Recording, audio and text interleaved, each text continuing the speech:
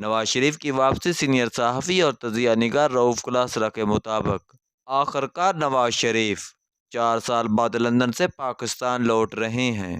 2007 में परवेज़ मुशर्रफ दौर में वो 8 बरस बाद लौटे थे। तब इन पर इल्ज़ामात मुख्तलिफ थे, अब की दफ़ा मुख्तलिफ हैं, लेकिन सदाओं का दुरानिया तकरीबन मिलता जुलता है और सियासी नाअहली भी। मेरी 2006-7 के दौरान नवाज शरीफ से लंदन में 1 साल तक मुसलसल मुलाकातें रहीं। तब मैं अरशद शरीफ और हमारे उस्ताद और मीडिया का बड़ा मरहूम नाम ज़ियाउद्दीन साहब और दीगर सहाफ़ी दोस्त अक्सर ऑक्सफोर्ड स्ट्रीट और डेविक स्ट्रीट में खबरों की तलाश में पाए जाते थे। नवाज शरीफ और शहबाज शरीफ की शख्सियत में बहुत फ़र्क है। शहबाज शरीफ दूसरों के सामने खुद को सख्त एडमिनिस्ट्रेटर या संजीदा शो कराएंगे, क्राउड को पसंद नहीं करेंगे। चंद अफसरान टाइप लोग ही इनके करीब होंगे। अगर कभी ज़रूरत महसूस करेंगे तो बड़ा काका भी लगा लेंगे। किसी को ज़रूरी बात समझानी होगी तो पूरा वक्त लगा कर समझाएंगे, लेकिन हाथ मिलाते वक्त कामी फ्रैंक होंगे। इनके बरअक्स नवाज शरीफ गर्मजोशी और मुस्कुराहट के साथ हाथ मिलाएंगे और आपको लगेगा कि आप कोई इनसे पुरानी जान पहचान है। इसलिए अक्सर लोग नवाज शरीफ की मिलनसार तबीयत से खुश रहते हैं। वो भी चंद करीबी दोस्तों की महफिल सजा कर खुश रहते हैं। यहाँ लौरी गपशप जुगते और लतीफ़े चलते हैं। वो खुद को करोड़ में नॉर्मल इंसान के तौर पर पेश करते हैं, लेकिन शहबाज शरीफ ऐसा कोई काम नहीं करते कि वो दूसरों को नॉर्मल या अपने जैसे लगें। नवाज शरीफ की एक आदत है कि वो हर बंदे से पूछेंगे कि हमें क्या करना चाहिए, पूरी तवज्जो से इसकी बात भी सुनेंगे, लेकिन साफ ज़ाहिर है करते वही हैं जो इनके अपने ज़हन में होता है, लेकिन दूसरे को इज्जत देंगे कि आपकी बात पूरी तवज्जो से सुन रहा हूँ। बल्कि इस वक्त आपको ये एहसास भी होगा कि इनके नज़दीक आपकी बात से ज़्यादा अहम और कोई बात नहीं। मुझे याद है जब मैं 2006 में लंदन में रिपोर्टिंग के लिए गया तो इनसे डेविक स्ट्रीट में मुलाकात हुई। बड़े अच्छे तरीके से मिले। मेरी इनसे पहले मुलाकात 2005 में जद्दा में हो चुकी थी। इन्हें 1 साल पहले की जद्दा वाली हमारी गुफ्तगू याद थी। पूछने लगे कि पाकिस्तान में क्या हो रहा है। शहबाज शरीफ भी वहीं मौजूद थे, कुछ और लोग भी थे। मैं अपना सियासी तज़िया देने लगा तो वो हमतन गोश होकर सुनने लगे। दरमियान में शहबाज शरीफ ने कोई बात की तो फ़ौरन इन्हें टोक कर कहा कि आपको मैं रोज़ाना सुनता रहता हूँ, मुझे इल्म है क्या आप सोचते हैं। मुझे इस वक्त उनकी बातें सुनने थी जो ताज़ा ताज़ा पाकिस्तान से आए हैं। शहबाज शरीफ को उनका टोकना अच्छा नहीं लगा। वो दफ्तर से उठकर चले गए। नवाज शरीफ जब अपोजिशन में होते हैं तो इनका रवैया मुख्तलिफ होता है, और जब वज़ीर आज़म बनते हैं तो बिल्कुल मुख्तलिफ रवैया अख्तियार करते हैं। जब जब मेरी उनसे 2013 में वज़ीर आज़म बनने के बाद मुलाकात हुई तो मैंने उन्हें 2006 से मुख्तलिफ पाया।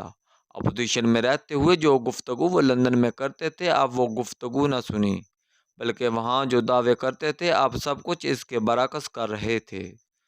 लंदन में बैठकर वो मुल्क को फरशें उठाकर अरश तक ले जाने की तरकीबें बताते थे, और लगता था अगर वो वज़ीर आज़म बन गए तो शायद 5 घंटे भी न सो पाएंगे, बस काम ही काम करेंगे। लेकिन वज़ीर आज़म बनने के बाद उन्होंने इब्ने बतूता की तरह पूरी दुनिया की सैर का प्रोग्राम बना लिया। हुकूमत उन्होंने अपने समधी इसहाक डार के हवाले की और बैरूनी ममालिक के 120 से ज़्यादा दौरे किए। अपने पौने 4 साल दौरे इक़्तिदार में वो 400 दिन पाकिस्तान से बाहर रहे। सिर्फ लंदन के ही 22 दौरे किए, मतलब वो 1 साल पाकिस्तान में थे ही नहीं। पार्लियामेंट 8 माह तक न गए, सेनेट में 1 साल तक न गए, 6-6 माह तक काबीना इजलास नहीं बुलाए। पाकिस्तान में होते तो बुलाते। पार्लियामेंट की अहमियत इन्हें सिर्फ लंदन या अडियाला जेल में याद रहती है। सिविलियंस के अख्तियारात इन्हें लंदन में बैठ कर याद आते हैं। नतीजा ये निकला कि पार्लियामेंट कमज़ोर हुई, हुकूमत कमज़ोर हुई। इसहाक डार ने महंगे कर्जों से इकानमी चलाई। महंगे कूल प्लांट चीन से मंगवा कर लगवाए गए, जिनके पीछे सब शरीफ लोग थे। पिछले दिनों एक साबक वजीर का बयान पढ़ा कि नवाज शरीफ दौर में सस्ती बिजली पैदा करने के कारखाने लगाए गए थे। मासूफ खुद इस वक्त पावर के वजीर थे। क्या वो कसम खा सकते हैं कि साहिवाल और पोर्ट कासम प्लाट सस्ते लगे थे, या 30-40 अरब रुपए के करीब का लंबा खेल खेला गया था, और आज भी शरीफ लोगों को डॉलरों में अदायगियाँ हो रही हैं। बहुत से लोग पूछते हैं कि अब क्या होगा, नवाज शरीफ वजीर आजम बन पाएंगे या अचानक कोई ऐसी बात हो जाएगी कि सामरी जादूगर अपने हीट में से कोई हमा परिंदा निकाल कर किसी और के सर पर बिठा देगा। नवाज शरीफ 40 बरसों से ज्यादा सियासत की गुलाम गर्दिशों में घूमने के बाद कभी कच्चे पाँव नहीं रखते, खसूसन जब वो पोजीशन में हो और इक़्तिदार इनसे छीन चुका हो। उस वक्त उनसे ज्यादा समझदार और मुल्क पर सिविलियंस की बढ़तरी की लड़ाई लड़ने वाला कोई नहीं होता। उनकी बातों से लगता है वो मुल्क के लिए बहुत परेशान है और सिर्फ वही मुल्क को तरक्की की राह पर गामजन कर सकते हैं। लेकिन यूं ही वो वजीर आजम बनते हैं, ये सब बातें भूलकर अपना सफरी बैग उठाकर हुसैन नवाज को साथ लेकर दुनिया की सैर को निकल जाते हैं। इस दौरों में हुसैन नवाज की दिलचस्पी सिर्फ अपने बिजनेस कॉन्टैक्ट्स बनाने में होती है। नवाज शरीफ की हामियों से जान की अमान पाकर अर्ज करूंगा कि कई मुलाकातों के बाद भी मैं कभी इनकी जानत या इंटेलेक्ट से मुतासर ना हो सका। आप बड़े बड़े सियासी लीडरों से मिलते हैं तो कुछ न कुछ सीख कर लौटते हैं। आपको लगता है कि जो बंदा आज इतना आगे पहुंच गया है तो ऐसे नहीं पहुंचा है। इसमें ऐसी खूबियां यकीनन मौजूद होती हैं। मैं जब भी कामयाब लोगों से मिलता हूं तो कोई ऐसी बात या चीज़ ज़रूर महसूस करता हूं जो मेरे ख्याल में इन्हें आगे लेकर गई। पाकिस्तान में आप जितने सियासी हुक्मरानों से मिल लें वो आपको मुतासर करने में नाकाम रहते हैं। बस सियासी चालाकियाँ। नवाज शरीफ ने पिछले 4 साल लंदन बैठकर जो गुफ्तगू की, इसमें एक भी नई बात नहीं थी। सब वही पुरानी बातें जो मैंने 2007 में लंदन में इनके मुंह से सुनी थी। फ़र्क सिर्फ नामों का है। 2007 में वो परवेज़ मुशर्रफ से अपना स्कोर सेटल करना चाहते थे। अब की दफ़ा वो कमर जवेद बाजवा और फयाज हमीद को फिक्स करने आ रहे हैं।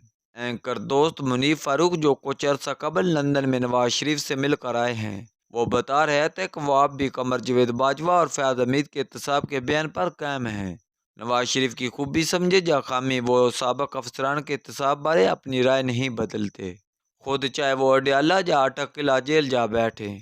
परवेज मुशर्रफ के खिलाफ भी मुकदमा कायम किया और अब फैज़ हमीद और कमर जवेद बाजवा पर भी मुकदमा करेंगे।